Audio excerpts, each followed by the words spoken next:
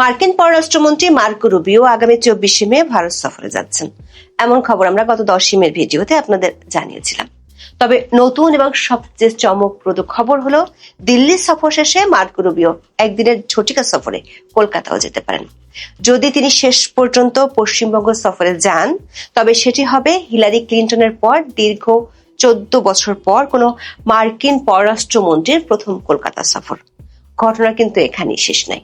গত 12ই মে বেশ নাটকীয়ভাবে এবং প্রথা ভেঙে গুয়াহাটিতে আসামের মুখ্যমন্ত্রী হিসেবে হিমন্ত বিশ্ব শর্মার শপথ গ্রহণ অনুষ্ঠানে সশরীরে হাজির ছিলেন মার্কিন রাষ্ট্রদূত ও ডোনাল্ড ট্রাম্পের অত্যন্ত ঘনিষ্ঠ বন্ধু সার্জিও গোর। এ নিয়ে ভারতের কূটনৈতিক পাড়ায় এখন তুমুল শোরগোল আর চুল চেরা বিশ্লেষণ চলছে।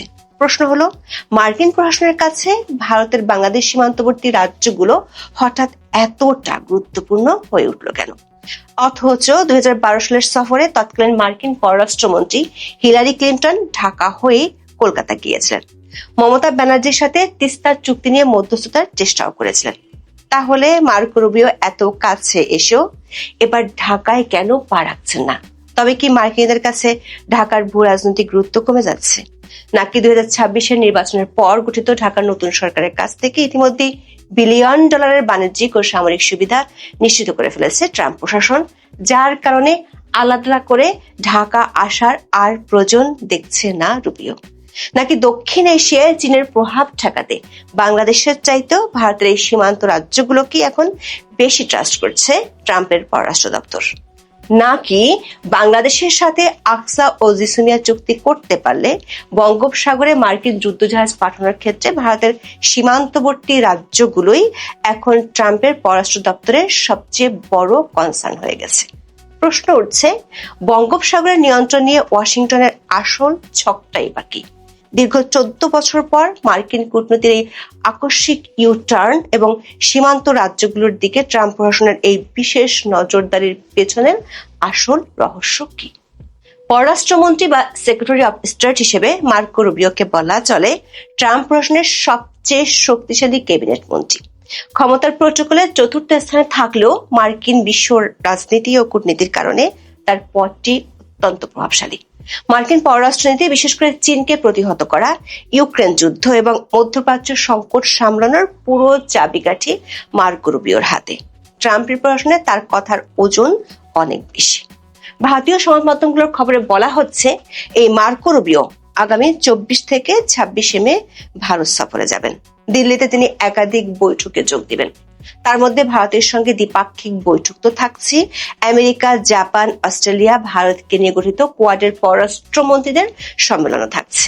ইরান যুদ্ধের আবহে ইন্দো প্যাসিফিক অঞ্চলের আঞ্চলিক নিরাপত্তার জন্য এই সম্মেলনকে সবচেয়ে গুরুত্বপূর্ণ বলে ভাবা হচ্ছে।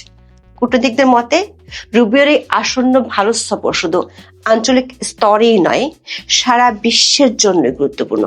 দৈনিক আনন্দবাজার সহ একাধিক ভারতীয় সংবাদ মাধ্যমের খবরে বলা হয়েছে, এত গুরুত্বপূর্ণ একটি সফরের ফাঁকেও রুবিও একবার কলকাতা ছুঁয়ে যাবেন বলে মার্কিন সূত্র দাবি করছে।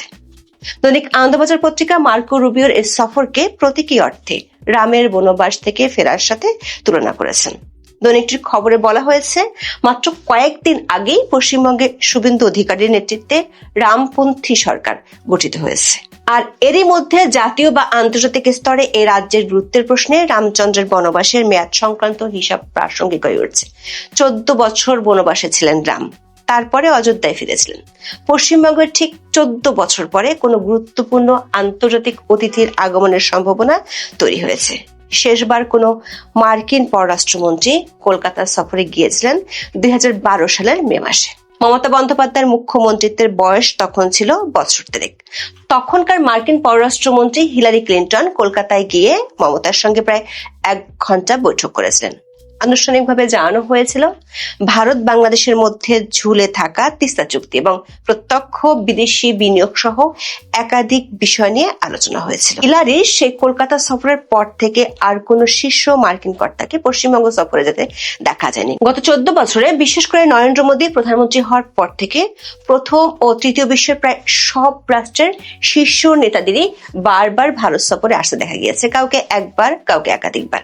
এই সময়ের মধ্যে ভারতে কখনো G20 শীর্ষ সম্মেলন হয়েছে, কখনো ব্রিক্স শীর্ষ বৈঠক হয়েছে, কোনো কর্মসূচি দিল্লিতে হয়েছে, কোনোটি আহমেদাবাদে, কোনোটি মুম্বাইয়ে, এমনকি কোনোটি তামিলনাড়ুর মহাবলীপুরমেও হয়েছে। কিন্তু কলকাতা বা পশ্চিমবঙ্গ বাদ থেকে গিয়েছে। তাও ভারতীয় গণমাধ্যমের কাছে বিষয় হলো মার্কো রুবিও কেন হঠাৎ করে কলকাতায় যাচ্ছেন।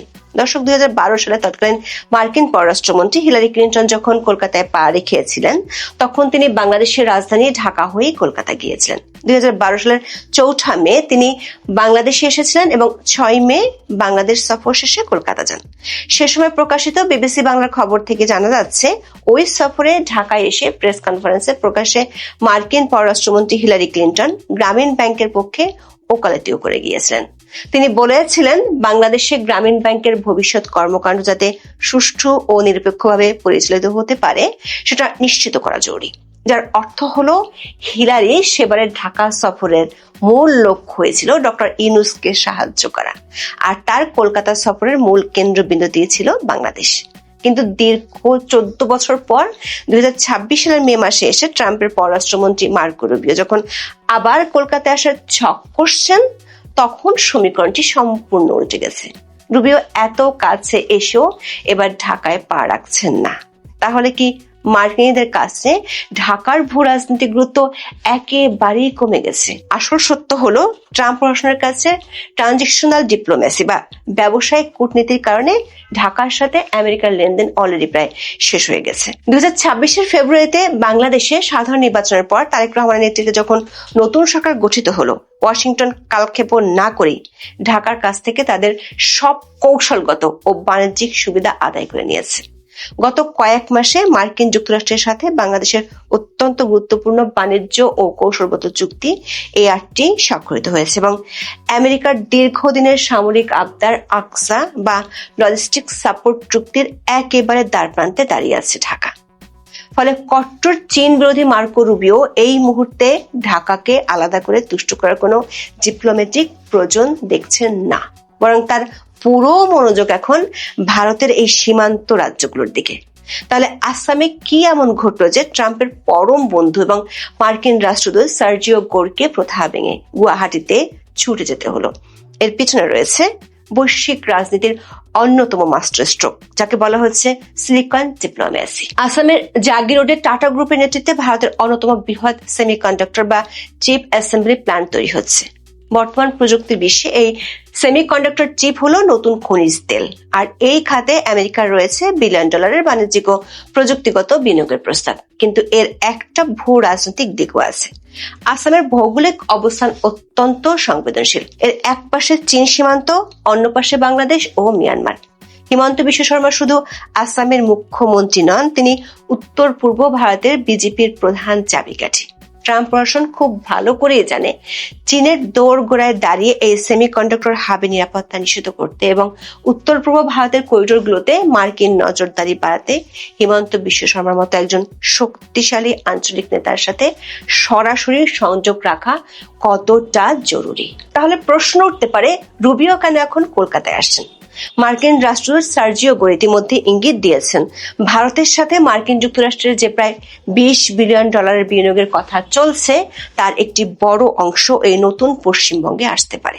কূটনৈতিক সূত্রগুলো বলছে, মার্কো রুবিওর এই সফরের অন্যতম মূল লক্ষ্য হলো বঙ্গোপসাগরের নিয়ন্ত্রণ এবং চীনের প্রভাব ঠেকানো। কোয়াডের সদস্য দেশগুলো ঠিক তাই চায়। মার্কো রুবিও মার্কিন রাজনীতিতে একজন চরম চীন বিরোধী হিসেবে পরিচিত। আমেরিকার ইন্দো প্যাসিফিক স্ট্র্যাটেজির মূল লক্ষ্যই হলো এই অঞ্চলে চীনের একচেটিয়া প্রভাব রুখে দেওয়া। বাংলাদেশ ও মিয়ানমার সীমান্তে যে অস্থিরতা কিংবা বঙ্গোপসাগরে চীনের যে নৌ তৎপরতা, তা ভারতের উত্তর পূর্বাঞ্চল এবং পশ্চিমবঙ্গকে সরাসরি স্পর্শ করে।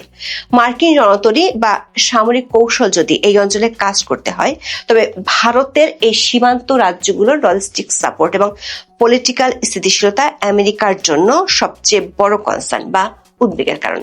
আমেরিকার লক্ষ্য হলো বাংলাদেশকে এককভাবে প্রভাবিত করার চেয়ে ভারতের সীমান্ত রাজ্যগুলোকে শক্তিশালী অর্থনৈতিক ও সামরিক বলয়ে বেঁধে ফেললে চীনের উপর চাপ সৃষ্টি করা অনেক বেশি সহজ হবে। কারণ ডক্টর ইউনূসের অন্তর্বর্তীকালীন সরকার আমল থেকে শুরু হওয়া দর কষাকষির পর বর্তমান সরকার আমলে মার্কিন প্রশাসন এরই মধ্যে বঙ্গোপসাগরের যুদ্ধজাহাজ পাঠানোর বিষয়ে প্রায় চূড়ান্ত পর্যায়ে পৌঁছে গেছে। বাংলাদেশ ও আমেরিকার মধ্যে আকসা চুক্তিটি সই হওয়ার পথই রয়েছে।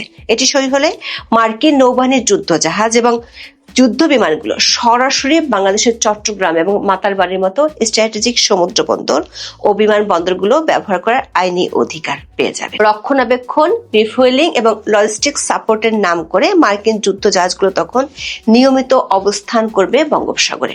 শুধু তাই নয়, এর পাশাপাশি জেসমিয়া চুক্তিটি স্বাক্ষরিত হলে এই চুক্তির মাধ্যমে ওয়াশিংটন ও ঢাকা সরাসরি ক্লাসিফাইড সামরিক গোয়েন্দা তথ্য আদান প্রদান করতে পারবে, যার ফলে পুরো বঙ্গোপসাগর এবং ভারত মহাসাগরের প্রধান সামুদ্রিক রুটগুলোর উপর মার্কিন সার্ভিলেন্স বা নজরদারি ব্যবস্থা বহুগুণ বেড়ে যাবে। আন্তর্জাতিক গণমাধ্যমগুলোর খবরে বলা হচ্ছে, তারেক রহমান প্রধানমন্ত্রী হবার পর ট্রাম্প যে চিঠি দিয়েছিলেন সেখানেও এই সামরিক চুক্তির কথা বলা ছিল। যদিও আকসা এবং জেসমিয়া চুক্তি দুটি করার জন্য প্রস্তাব দেওয়া হয়েছিল শেখ হাসিনার আমলে, কিন্তু বেশ কয়েক দফা আলোচনার পর শেষ পর্যন্ত আওয়ামী লীগ সরকার সেটি না করে দিয়েছিল। উল্টো শেখ হাসিনা বারবার অভিযোগ করেছিলেন আমেরিকা বঙ্গোপসাগরের সেন্ট মার্টিন দ্বীপে একটি সামরিক ঘাঁটি তৈরি করতে চায় এবং তিনি তাতে রাজি না হওয়াতেই নাকি তাকে ক্ষমতা থেকে ছাড়তে হয়েছে। কূটনৈতিক সূত্রগুলো বলছে, মার্কিন যুক্তরাষ্ট্র ঢাকার সাথে সম্পর্ককে অলরেডি একটি সুনির্দিষ্ট চুক্তির ফ্রেমে বেঁধে ফেলেছে, কিন্তু চীনকে ঠেকাতে এই অঞ্চলে যুক্তরাষ্ট্র যা করতে চায় সেটি শতভাগ সফল করতে হলে ভারতের বাংলাদেশ সীমান্তবর্তী রাজ্যগুলোকে তাদের ভীষণ দরকার। আর এই সব রাজ্যেই এখন ক্ষমতায় রয়েছে নরেন্দ্র মোদীর বিজেপি। ট্রাম্পের বর্তমান পররাষ্ট্র দপ্তর এখন মনোযোগ দিচ্ছে ভারতের এই সীমান্ত রাজ্যগুলোর দিকে, যেখানে একদিকে রয়েছে বিলিয়ন ডলারের সেমিকন্ডাক্টর বাণিজ্য আর অন্যদিকে রয়েছে চীনকে চারদিক থেকে ঘিরে ফেলার ভূ রাজনৈতিক ছক। ফলে মার্কো রুবিওর এই সম্ভাব্য কলকাতা সফর এবং আসামে মার্কিন দূতের উপস্থিতি দক্ষিণ এশিয়ার রাজনীতিতে আমেরিকার এক নতুন অধ্যায়ের ইঙ্গিত দিচ্ছে। এই নতুন মেরুকরণে বাংলাদেশ এবং ভারতের এই সীমান্ত রাজ্যগুলোর ভবিষ্যৎ সমীকরণ কোন দিকে মোড় নেয় সেটাই এখন দেখার বিষয়। তবে তার চেয়ে বড় কথা, ভারত এখন বাংলাদেশ ইস্যুতে মার্কিনীদের কি শর্ত বা রিকোয়েস্ট জুড়ে দেয় সেটি হয়ে উঠবে বাংলাদেশের জন্য ভবিষ্যতের সবচেয়ে গুরুত্বপূর্ণ প্রশ্ন।